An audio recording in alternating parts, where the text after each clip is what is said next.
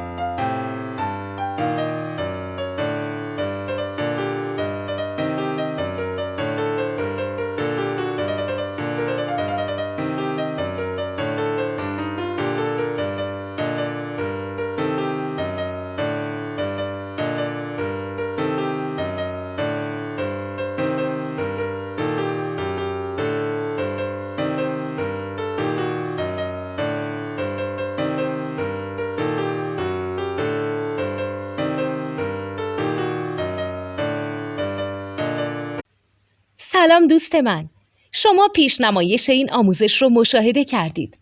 برای دیدن آموزش به صورت کامل میتونید به وبسایت نوت2 که مرجع آموزش موسیقی هست مراجعه کنید.